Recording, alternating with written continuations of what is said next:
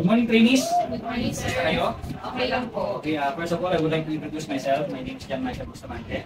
I'm your facilitator in Computer System Servicing Institute. Okay, please stand up muna para sa ating short. Amen? Please be seated. Okay, before we start, check muna tayo ng agenda. Okay, pakisulat yung inyong pangalan and then please use blackboard. Okay, ganito. Okay, ang attendance nito ay pag-confirm na kayo ay officially enrolled na sa communication nito. Okay, as I call your name, please raise your hand. Trainee number 1, trainee number 2, and then trainee number 3. Okay. First, I would like to administer muna yung pre-assessment tools natin. So, pre-assessment tools dito ay gagamitin natin in preparation of scheduling ng activities ng bawat trainees. Okay, meron tayong tatlong pre-assessment tools. Yung number 1 is yung learner's characteristics. This form is to identify your learning styles and educational background. Then, secondly, yung self-assessment checklist. Ang purpose naman ito is to identify or ma-recognize yung prior learning and previously experience. Then, number 3 naman, yung pre-test.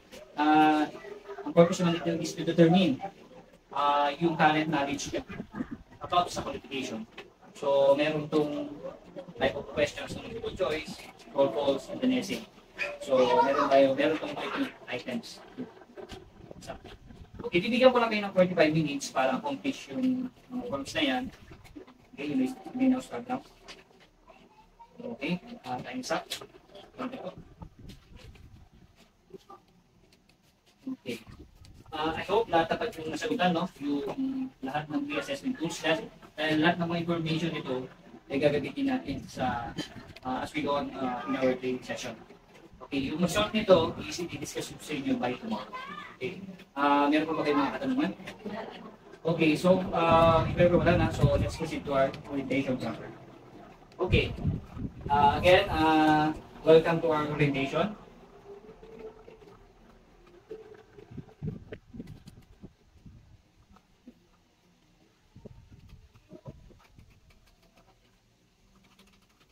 Okay.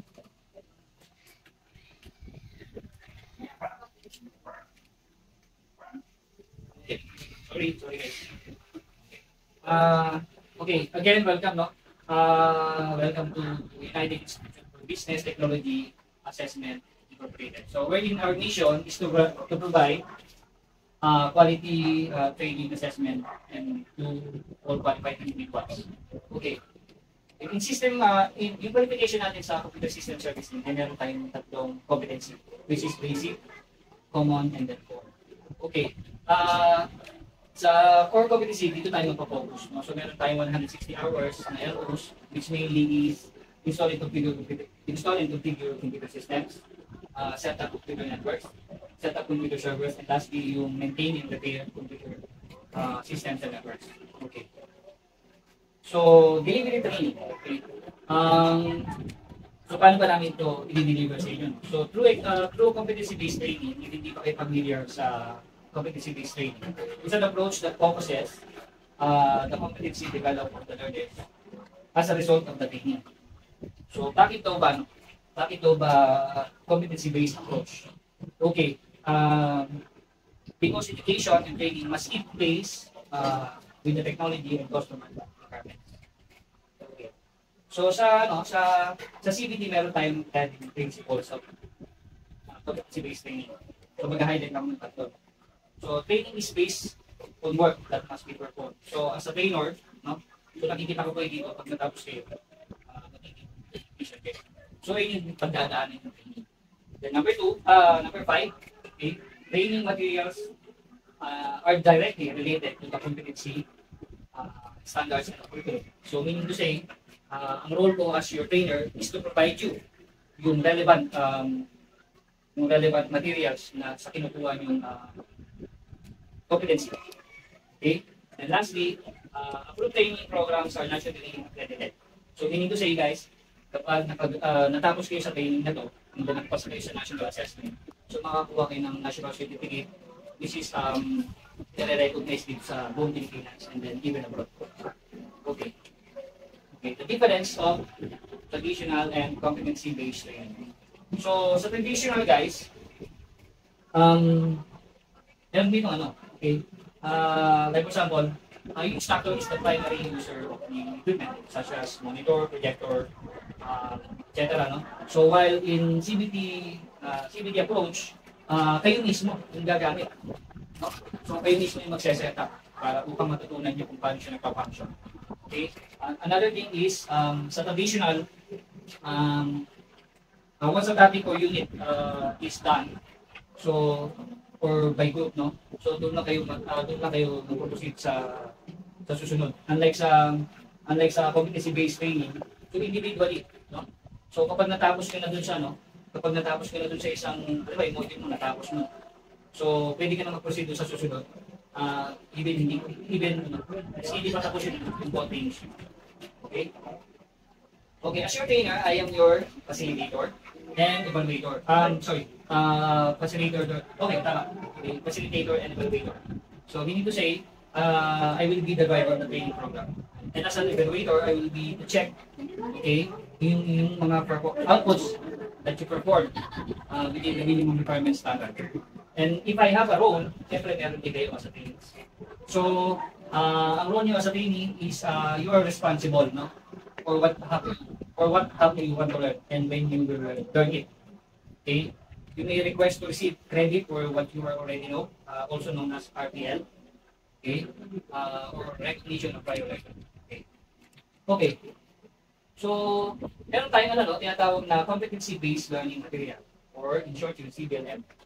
Okay, it's a simply designed and carefully developed learning materials that give trainees detailed instruction to guide them through the learning process. So, meron tayo available nito sa ating website. So, pwede siyang makita. Okay. Okay, competency-based learning materials includes, no? Yung different ng ano. So, ito isa-isa yung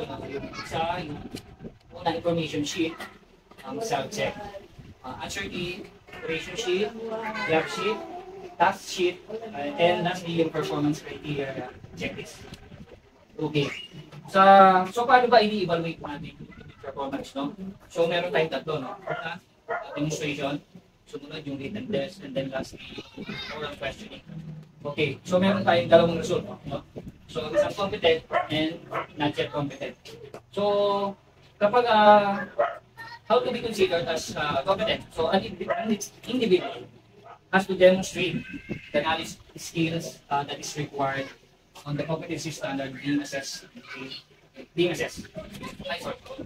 Competency standard. And being assessed naman as not yet competent, hindi ibig sabihin nito is your failure, no? So pwedeng may kulang ka lang sa training and practice, and kumbaga hindi pa nanimidyo na yung required competency. So, paano naman yung flow ng ating competency-based delivery? Okay. So dito, start tayo dito. So, training enters the program. So, yung ginawa natin, orientation kanina. Okay, then number 2, trainee selects competency and receives instruction from the trainer. Okay. So, meron tayong mga different resources na available dito sa ating training facility. So, read, review learning package, view multimedia materials like film viewing, use materials, okay, observe demonstration, use manuals, observe demonstration, practice the skills in workshop, receive assistance and feedback, and then yung ating CBLM. Okay.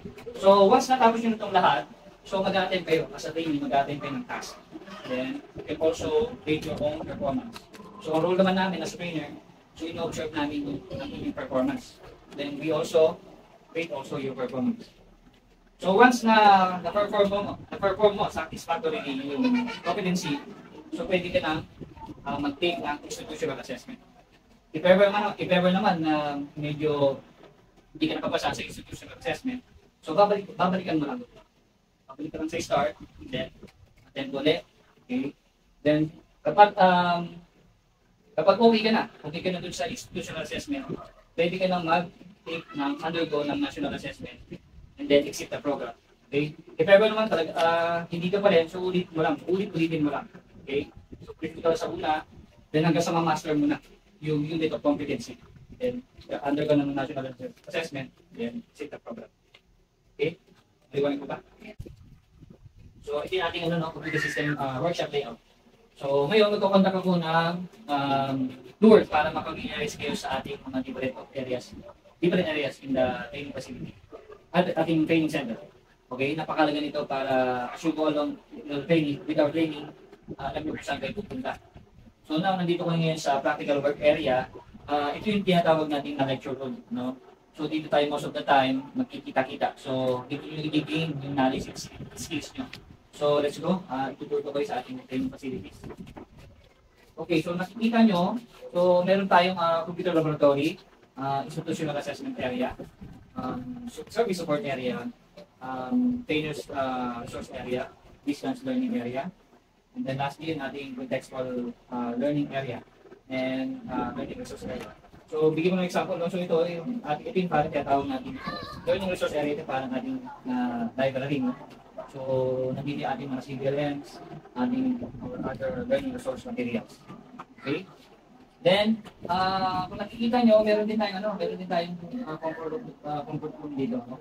So, separate dyan, meron pang lalaki ng pang lalaki. And then, remember yung ating mga ways. So, meron din tayong mga tapunan. Then, meron din tayong fire exit, okay, in case of emergency. Then, meron din tayong mga available na fire extinguisher. Then, especially, yung pag-skikit, no? So, if ever may magkaroon ng insidente, so, huwag mo sana. So, meron na tayo available.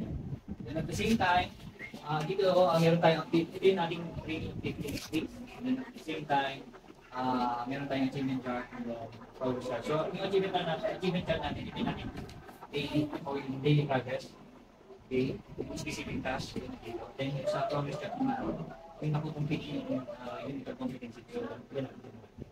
Okay, so ngayon, familiarize na kayo dun sa ating mga training facility. So, balik na tayo sa practical area. Okay. So, guys, tomorrow, I will be going to assign your respective workstation. Ano? So ngayon, paalam muna, then balik kayo tomorrow. Okay, bye.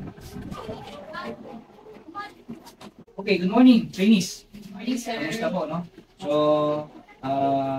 let's stand up for a short prayer. Okay? Okay, before we start, check muna tayo yung ating member. Side.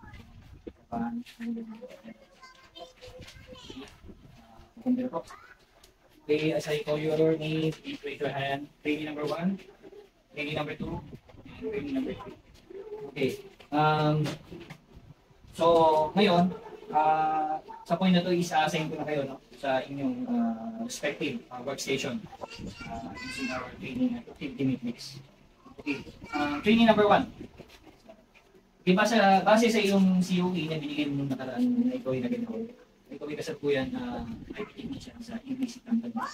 So, bakit tinawagan ng employer at kinonfirm nila ang yung, tinirify nila ang COE. And then, actually, sabi nila ito ay consistent, excellent bilang IT technician.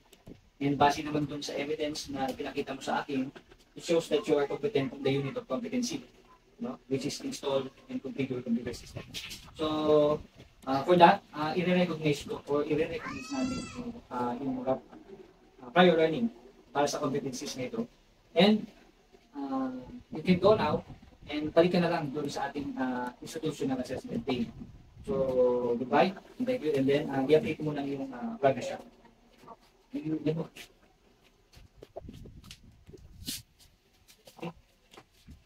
Okay. Training number 2. Okay, nung chinek ko yung assessment results na pinasa mo, nakita ko na ikaw ay zero knowledge for this qualification. Pero huwag kang mag-alala, ipag-provide kita ng mga learning materials na fit sa inyong learning style and training needs. So, sundan mo ako sa learning resource guide. Okay. Okay.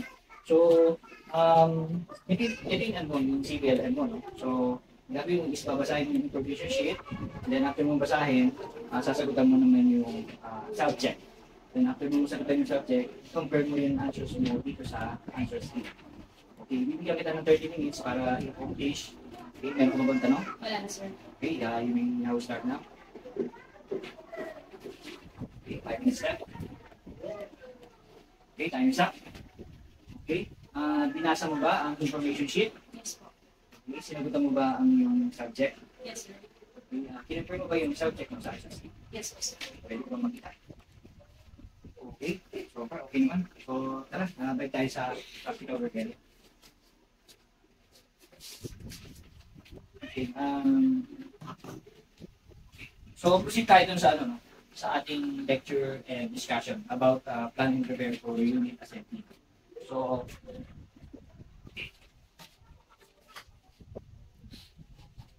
yan. Welcome sa training day 2. Okay, ang module title natin is Installing and Configuring Computer Systems. Okay, learning outcomes. So, meron tayong ano, meron tayong limang learning outcomes. Number 1, assemble computer hardware. Okay, and then secondly, prepare installer. Third, install operating system and drivers for peripherals devices. And number 4, install application software. And then lastly, conduct testing and documentation. Okay, learning outcome 1, yung assemble computer hardware. So, yung learning content natin dito is plan and prepare for unit assembly. Okay. So, ang i-discuss ko sa inyo today is yung occupational health and safety. Yung pinaganyang OHS, no? So, dito, ano ba tong occupational health and safety? Policies. So, training number 2, pwede kong pakibasa yung first paragraph. Refers to the legislation, policies, procedures, and activities that aim to protect the health, safety, and welfare of all people at the workplace. Okay, very good. Training number 2, pwede mo pakibasa yung paragraph. An OHS policy is simply a method of stating how you, your employees, contractors, and visitors are expected to behave when they are on company property or performing company-related activities. As an employer or responsible contractor, you are required by law to provide a safety system at work. Okay, very good, no? So, ang sabi dyan, kumbaga, nagpo-focus yan dun sa ano natin, sa safety procedures natin. No? So, bago tayo mag-conduct ng any related jobs, so dapat in-observe muna natin yung occupational health and safety. Okay? So, dito sa ating pag-aaralan, no? So, mostly dito sa computer system servicing, meron tayong 12 known occupational health and safety.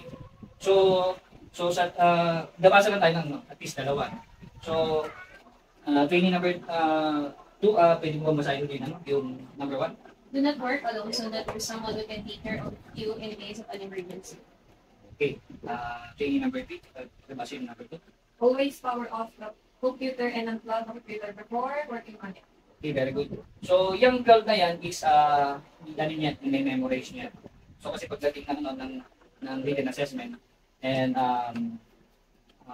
national assessment yun. So, tatanungin niya ng ating trainers. Okay? So, proceed tayo doon sa okay. So, that's it. Tapos na yung aking lecture discussion. Okay. Okay, training number 3, okay. So, according sa assessment result na binigay mo nung nakaraan, ikaw ay isang visual learner, no? So, may ipapapanood ako sa yung video, then ang kailangan ko lang is gawan siya ng isang may ilang na tag dito. Reaction paper, no? So, bibigyan ka ng 30 minutes, then after mo mapanood, gagawa ka ng isang reaction paper. Okay? Hindi ka na ba manood? Okay. So, napanoodin mo. So we got that fancy new graphics card. Oh, so nice. Oh, but wait. You rubbed your feet on the carpet. You're such a... Okay. So, tapos ka na basahin yung reaction paper. Okay. Okay. So, nabigyan mo naman ng tamang reaction ng yung video. So, dahil dyan, proceed tayo dun sa ating demonstration. Okay. So, now, ngayon, ako naman yung magde-demo sa inyo, no? On paano yung proper pag-handling ng computer components. So habang pinapanood nyo ko guys, please take down notes, no? While I perform kasi pwede nyo magamit ito, no, sa steps, no? So before and during the after the demo. So observe nyo mabuti kung paano siya gawin. So number 1 guys, observe OHS policies, no? So dapat walang mga any big things, no, na pwedeng maka-damage ng ating computer components. Then, before tayo humawak ng TV components. So make sure na meron tayong mga proper devices, ESP devices like anti-static shock. Okay? So ito is to prevent yung static electricity habang nakahawak tayo dun sa computer components. So paano ba siya kinakabit? So irarap ko lang siya sa inyong base. Okay. Tamang split lang guys. Huwag naman masyado. Then, itong alligator clip, so ilalagay nyo lang ito doon sa any unrated parts ng chassis system unit. So once na nakakit na yan, so ano ka na, protected na yun, magiging protected na yung PC components mo once na wala mo siya. So like for example, meron tayong sound card. Okay. So ito, okay. So ang tamang proper, no, paghawak ng components is on the edges. Okay. Avoid touching on those pins. Okay. At the same time, lalo na itong mga yung ating ito yung mga IC, no, o integrated circuit. Okay. So minsan yung napipin nyo yung parang meron kayong kuryente, no. Pag matagal kayo nakaupo sa monoblock. So pag yun pa, may katabi kayong natikit kayo tapos ng kuryente. So once yun na nahawak nyo sa components, so 100% madadamage yung PC components. Okay, ito naman ang tawag natin is anti-static bug. Okay? So ang purpose naman nito is to prevent static electricity from damaging the computer components. So ito yung proper way. Okay. So for example, magtatabi kayo ng diba itong sound card na to is itatabi nyo, no? So make sure lang na huwag yung pagpapatong-patungin yung PC components kasi pwedeng ma-damage yung each other ng components. Okay. So nakuha niyo ba yung demo? Yes, sir. Okay. Salamat. So that's it for demo part. Okay, tapos na yung aking demo. So training number 3. Ito naman yun, ano? Ito naman yun. Bibigyan kita ng 30 minutes para mag-practice. Okay? And then also please observe OHS at all times. Okay? Remember, bawal ang pagkain and then tubig. So pwede mong gamitin ating task sheet, no? Okay. So sige. Pwede mong i-rate yung sarili mong performance gamit yung performance criteria checklist. Sige, tara.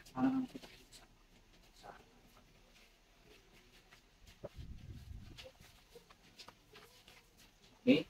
So, dahil lang yung ginawa ko kanina, i-practice mo.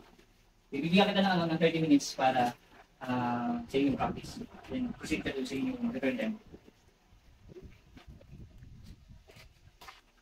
Okay? 5 minutes left. Okay? Time is up. Okay. Tingin number 3, ready ka na ba para sa inyong return demo? Okay. Okay. So remember lang yung ating instructions kanina, observe OHS policies. Okay. So you have 30 minutes. Please start now.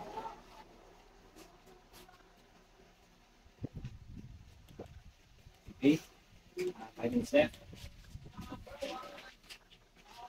Okay, time's up.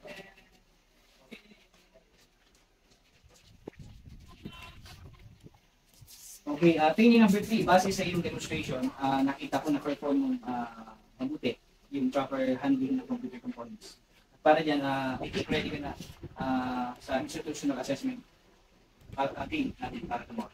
So, for now, let me update your okay, balik ka na doon sa practical.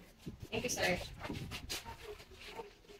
Okay, trainees, thank you Dano, pagbutihan nyo yung ating demo, no? So, para sa may mga institutional assessment po ba, pakigalingan nyo po, no? So, see you guys tomorrow and don't be late, no? So, good luck and happy learning. That's Good morning, trainees. Good morning, sir. Kumusta po kayo, no? So, nag-review ba kayo mabuti? Yes, po. Okay, so I hope handa na kayo sa ating institutional assessment. So, before that, let's pray na.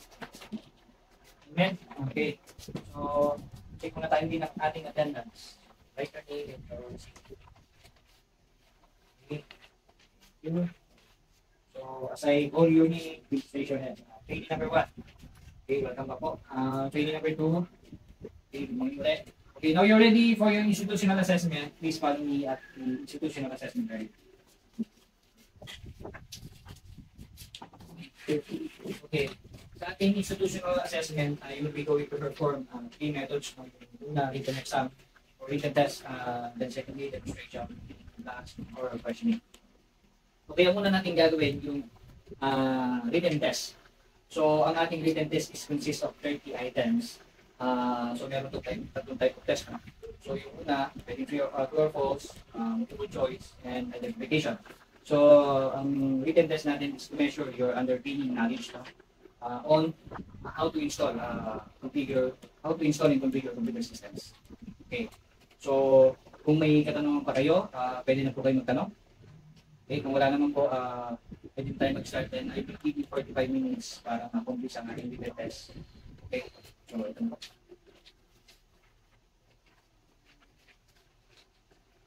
Okay, 5 minutes left. Okay, time is up. Ito po ang papel. Okay, training number 1, ready ka na ba sa iyong demonstration? Okay, training number 2, pwedeng punta ka muna ng magsamantala sa outing area while training number 1 number 4 ng demonstration. Okay, training number 1, okay. Given the task and materials and equipment, okay, your task is to assemble computer hardware for 60 minutes. So while performing the demo, please always observe OHS. Okay? And then, pwede mo i-rate ang iyong performance base sa rating sheet ng iyong demonstration. Bago mo simulan ang task, pakisuyo na pakibasa mabuti yung mga step procedures natin. No? So, para aware ka dun sa expected mo na competency, they observe from evidences na ako pa rin tanong. Okay, meron ko mong tanong and clarification. Okay, kung wala na, pwede ka na magsimula. Time starts na. Okay, 5 minutes left. Time is up. Okay, okay. Training number 1, napunta ka muna sa holding area, pero paglabas mo tawagin mo sa training number 2 para sa demonstration. Okay. Muling, training number 2, ready ka na ba sa iyong demonstration? Yes, sir. Okay, given the materials and equipment, you are asked to assemble computer hardware. Okay, in 60 minutes. Okay, while performing this demo, please always observe OHS and precautions. No? And aking i-rate naman ang iyong performance base sa rating sheet for demonstration. So bago mo simulan yung task, so please pakibasa mo na mabuti yung steps and procedures natin. Or in specific instruction para ikaw ay aware sa expected competencies to be observed and evidences to be collected. Okay, may katanong mo ba? Okay, you may now start.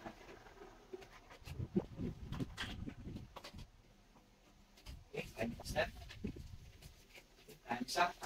Okay, training number 2, pwede ko muna punta sa ating polling area. Then pakitawag si training number 1 para sa kanyang oral question. Pagbuka, training number 1. Ready ka na ba sa iyong oral questioning? Yes. Okay, okay. Here's your question number 1. How important for us to use the anti-static devices? Anti-static devices are important because they help prevent electrostatic discharge or ESD damage to sensitive electronics and components. Very good. Question number 2. What is the purpose of the expansion board or expansion slots in the motherboard? Expansion slots on a motherboard allows users to add additional hardware components to a computer. Good. Okay. Salamat. Pwedeng pasamatan. Patak mo muli sa holding area. Tawagin mo siya kayo. Okay. Training number 2. Ready ka na ba sa inyong oral questioning? Yes, sir. Okay. Number 1, question. How important to us to use anti-static devices? Anti-static devices are important because they help prevent electrostatic discharge or called as ESD. Okay. Question number 2. What is the purpose of the expansion slots on the motherboard? Sir, expansion slots on a motherboard allow users to add additional hardware. Okay. Okay. Salamat, no? So punta tayo, pakitawag siya, no? Pakitawag si training number 1 para sa kanyang feedback. Punta ko na sa audio. Okay, training number 1, ready ka na ba sa inyong feedback? So, in a several computer, base dun sa inyong written exam, ito ay nakakuha ng 58 out of 30. And based naman dun sa inyong demonstration, yung oral questioning, nakakuha ka ng 9 out of 10. And for para naman sa demonstration, nakita ko dito ay confident sa pag-perform ng yung task. And you have satisfactorily perform yung kinakailangan perform the demonstration. No? So, nakikita ko lang dito, hindi kailangan mo lang dito improve din dapat yung mga maging organized ka sa movements. Okay? Okay, nevertheless, no, I found you competent para sa unit of competency nito. So, may mahal lang dito sa ating rating sheet and institutional competency assessment result. Okay? Thank you. Yung ano po pala, yung certificate of achievement, so pwede mo siyang makuha after 2 days after the results. So, hayaan mo akong i-update yan ng performance chart. Okay, pwede mo pakitawag si training number 2 para sa kanya. Kita.